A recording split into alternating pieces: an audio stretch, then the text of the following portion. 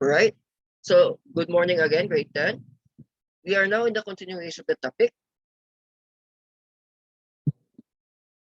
the Earth's natural processes. Okay. As you can see on my screen, these are the illustrations on the movement of magma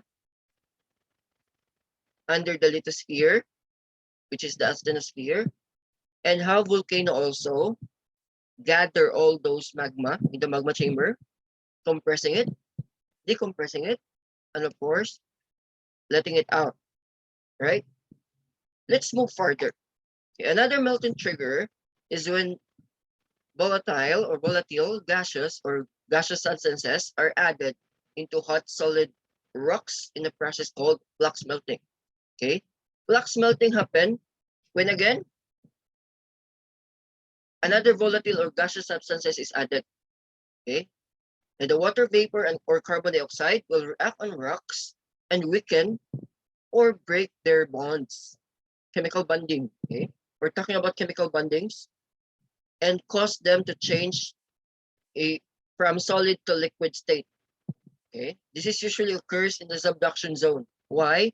Because if you're going to look at the illustration, okay, the flux melting happens here, and the subduction zone also is in here, right?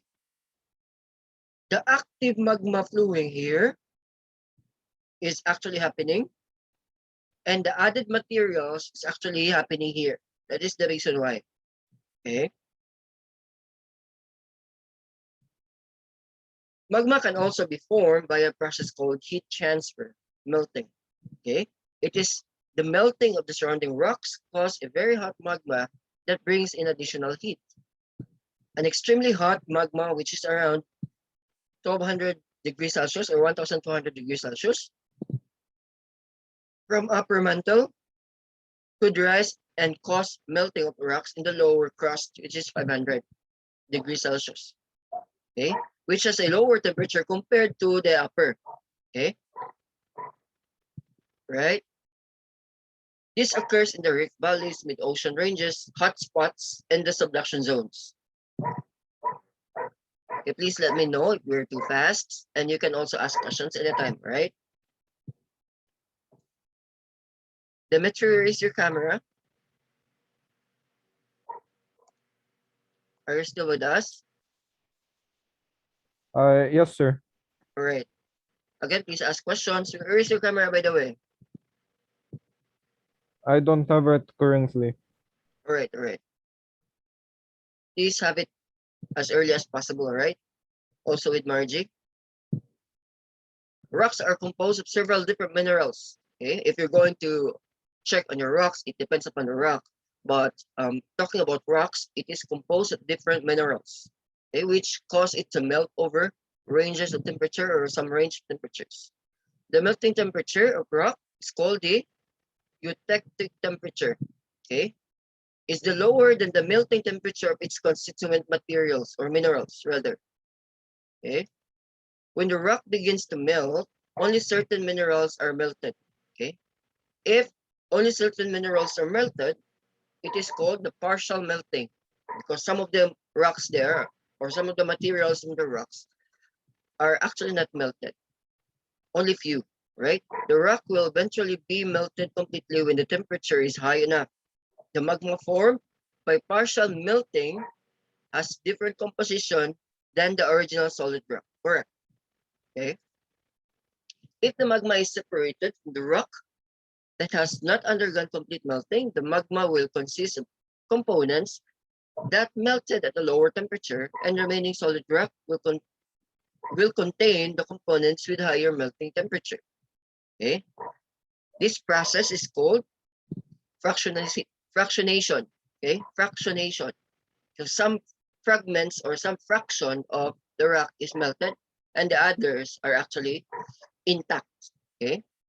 During melting, the magma that is formed first tend to be richer in silica. Okay. Silicon oxide and silica. These are the components. Okay.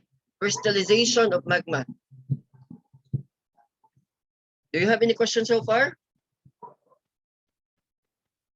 Question? All right. By the way, your module is up, so you can download it. Those are your notes, right? The magma form underneath the earth is less dense than the surrounding solid rocks. Okay? Buoyant and can move upwards. This is the reason why it is actually what? Moving upwards. Because it is more buoyant, it is less dense, right? Another reason for their movement is the pressure exerted on surrounding rocks, which squeezes the magma. Okay?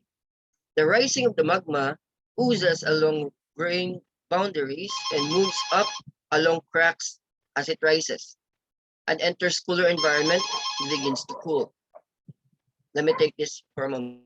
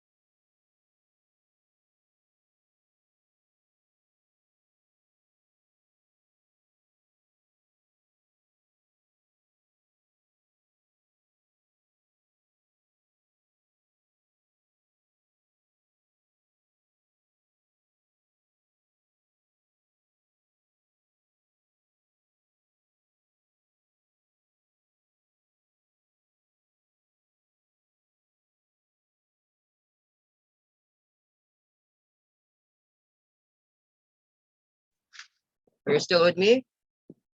Great then. Please turn on your camera. All right. Great. Okay. Let's continue. Magma form underneath the earth is less dense. This is the reason why. Because this is less dense, okay, there is a big possibility of rising up and being buoyant.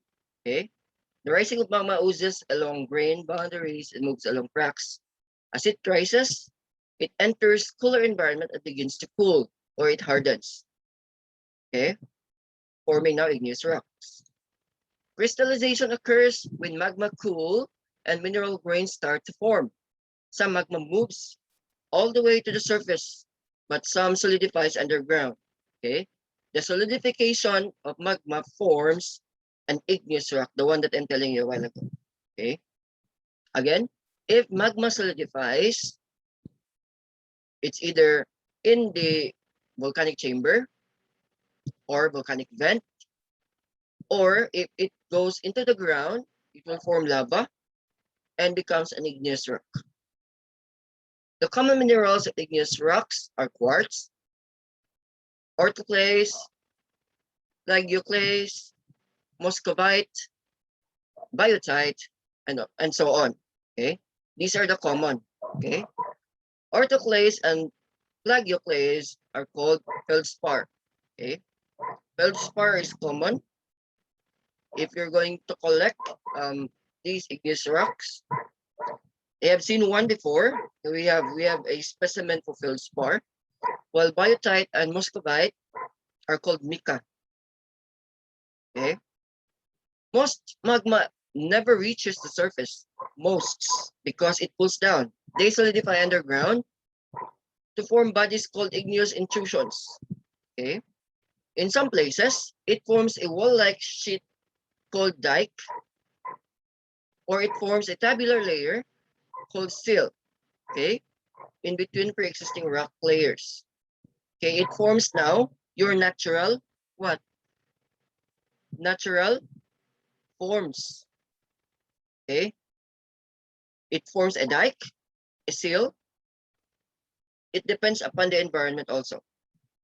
Okay, it can also form a blob-like configuration called plutone and forms many configurations. Okay, the amalgamation of many plutone is called the batholith. Okay, it occupies a very large area in the order of tens and hundreds of square kilometers. It depends upon the area also, right?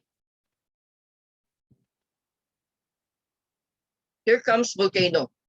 Okay, volcanoes are visible manifestations of a process of rock formation. Okay, it is a vent that serves as a conduit of lava.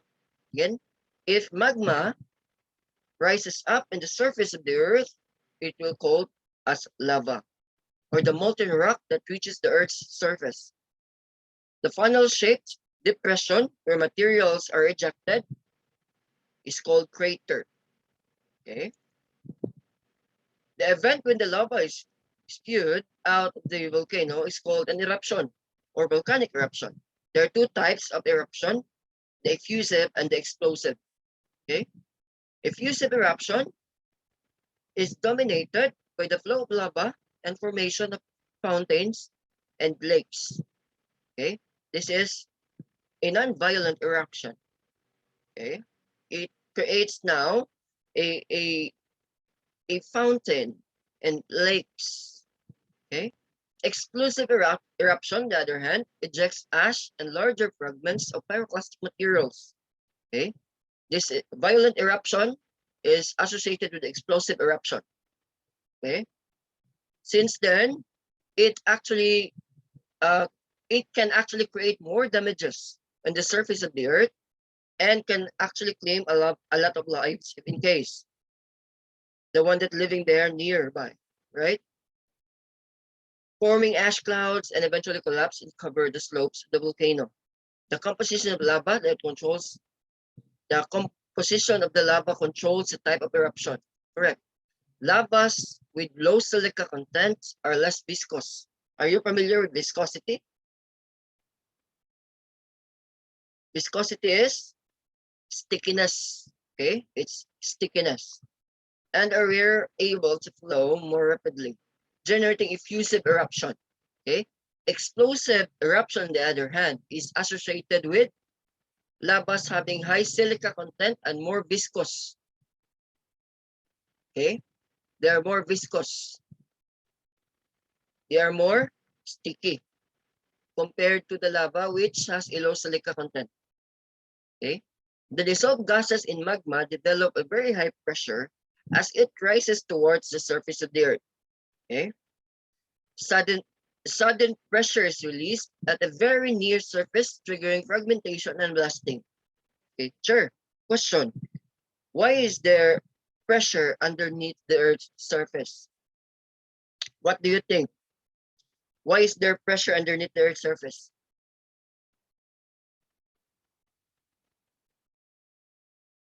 Anybody?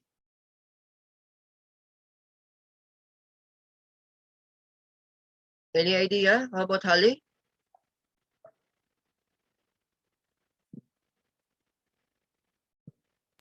Is it because of the tectonic plates? Tectonic plates? Yes, it could be.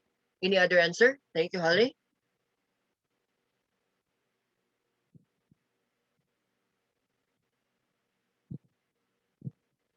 Why is there pressure? Sure. I'm just wondering why pressure builds up underneath the Earth's surface. This is because what?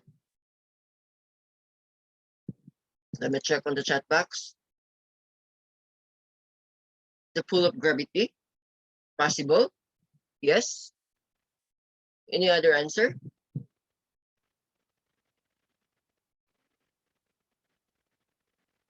Think about the crust, the mantle, and the core. Okay. The outer core and the inner core. Okay. What's with that?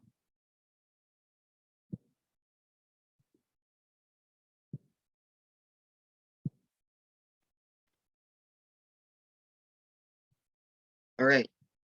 Everything is connected to anything else. And everything is connected to everything else. Okay. That's according to the law of science.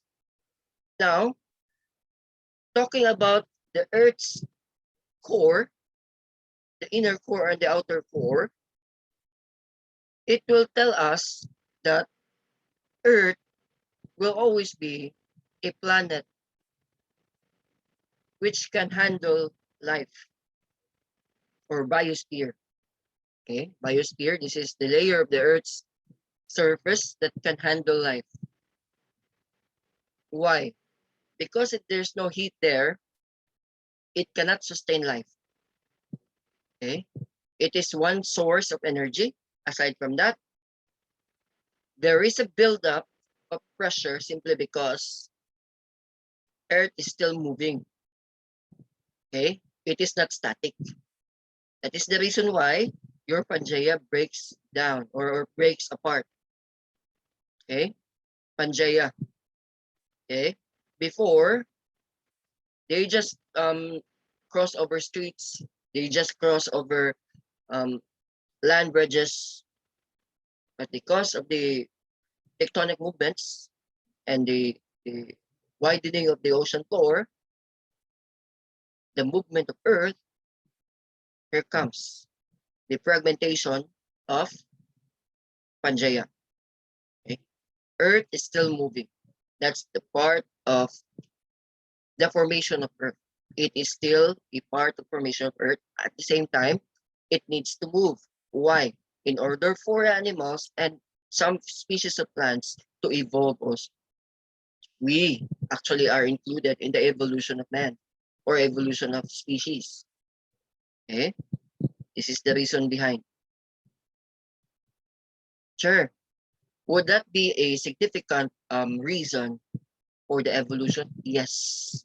It is a significant reason for the evolution. Aside from that, until now, scientists are still doing experiments on this. Okay? This is the reason behind. And it should be released. No? The pressure should be released there in order for the plates to move freely. That is the reason behind. Okay? If you have questions, please raise it here. You can interrupt anytime, right? So if you're going to look at this is if you zip, okay? And this is, yes, Holly, you're raising your hand. I have a question. Oh, yes. What is your question, Holly? Earlier you mentioned that there would be no life if the core and the mantle didn't exist. So I just wondered, like, I compared it to the terrestrial planets, like for example, Mercury, Venus, and Mars. Do you think they have cores and magmas and all of the stuff that we have here on Earth, or no? I think so. Okay. Since these are actually made of soil, a piece of land, but the problem there is it is not habitable. Like for example, Mars is good. Okay, a lot of people are talking about Mars transferring to Mars, but the question there is Mars is filled with iron. Okay, that is, Mars is called the red planet because of the iron. It contains a lot of iron, and the atmosphere there will not actually sustain life. Okay, if you're going to look at the craters there, no, there is no atmosphere that protects the planet itself. That's the reason behind. Although it has also cores, I do believe that it has cores. Okay, remember that during the formation of these planets, okay, according to Sir Isaac Newton, the law of inertia, which states that an object at rest remains at rest, an object in motion remains in motion unless acted by the unbalanced force. There is no unbalanced force that is actually acting on it.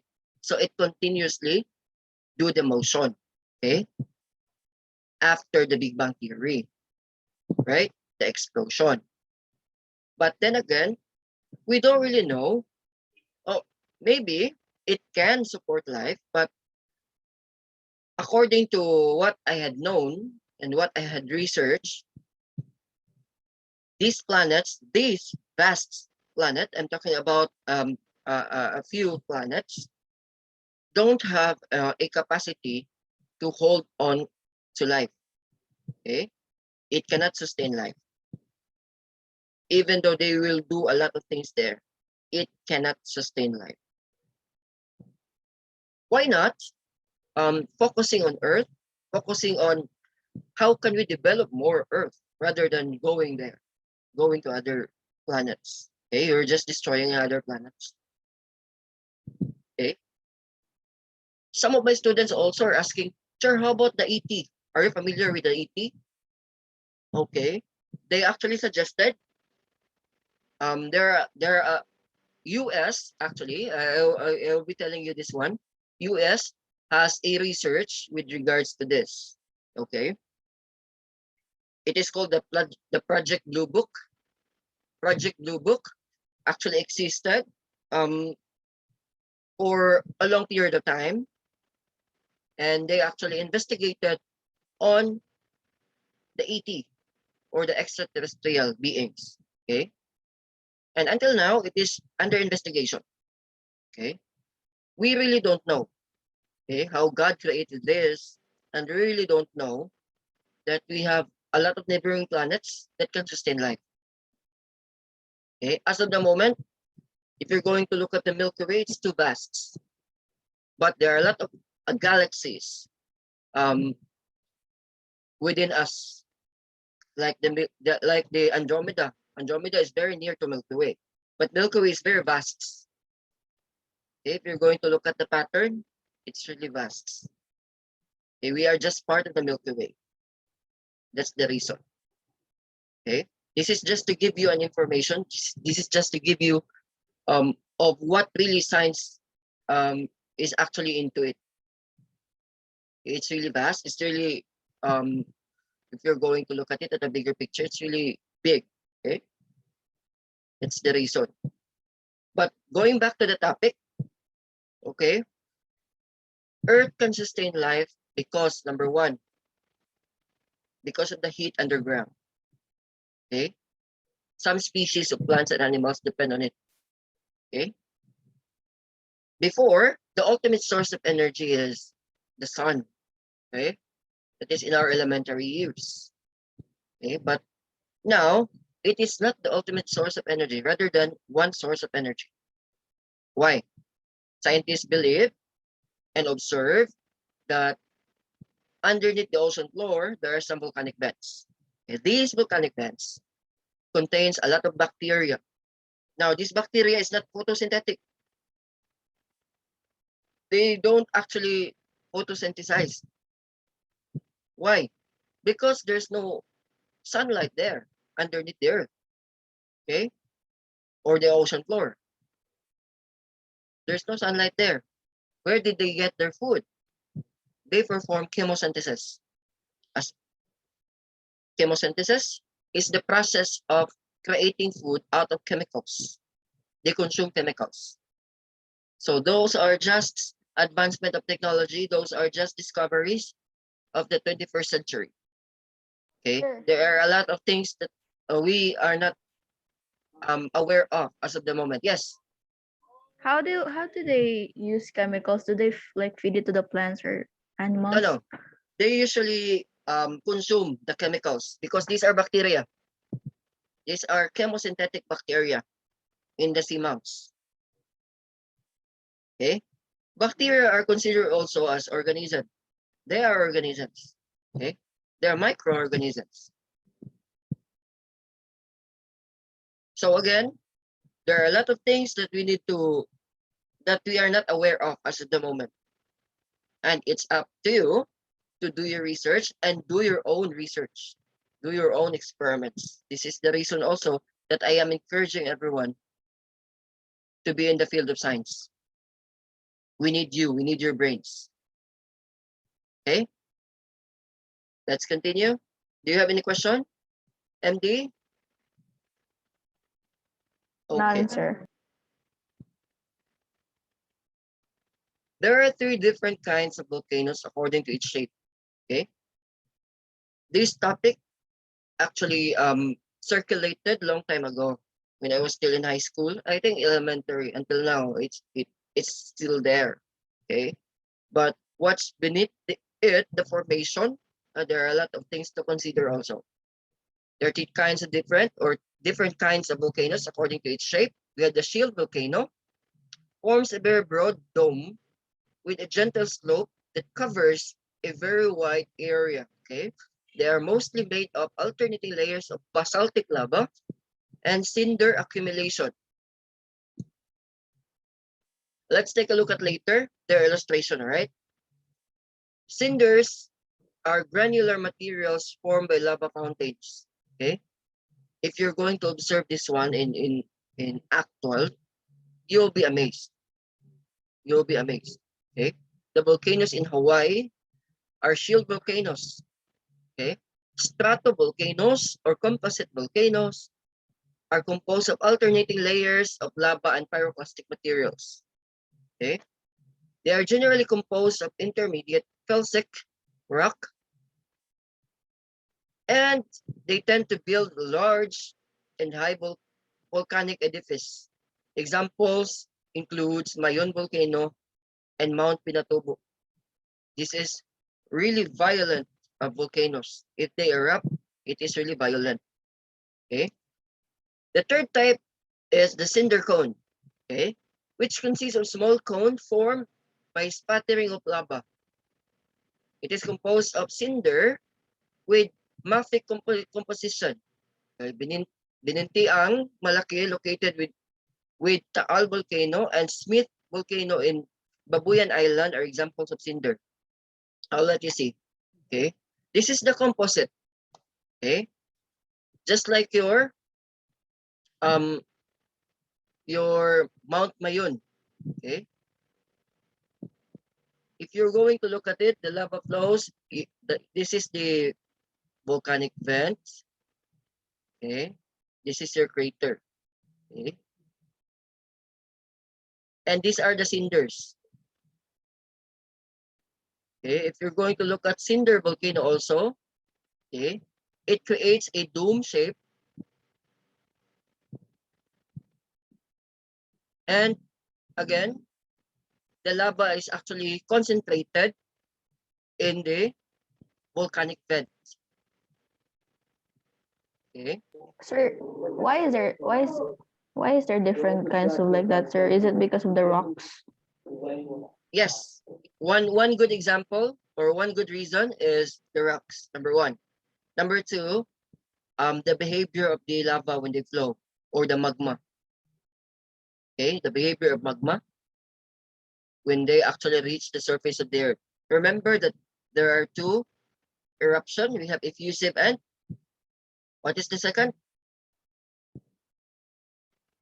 Effusive and the violent eruption. Okay. Now, it depends upon the behavior of this in order for us to identify the formation also. Okay. Like for example, if it is violent, then it will create composite. Okay. If it is effusive, then it will create cinder cone and shield volcano. Right? Let me check. We had discussed a lot, I think, and hopefully we can do the activity by next meeting. Still have, let's continue by next meeting. There are a lot of terminologies there. Well, definitely, we need to chat this over. MD and Margie knows about this because there are a lot of terminologies there. Okay. Now, what I want you to do is to familiarize terminologies rather than memorizing it. Right? Science is not hard. Okay. It depends upon how you understand the concept. Now, talking about concepts, again, please familiarize the concept. Do not memorize it. Okay. Memorization will fall in your short-term memory. But familiarization will fall in your long-term memories. And it will last longer. Right? Do you have any questions so far? None, sir.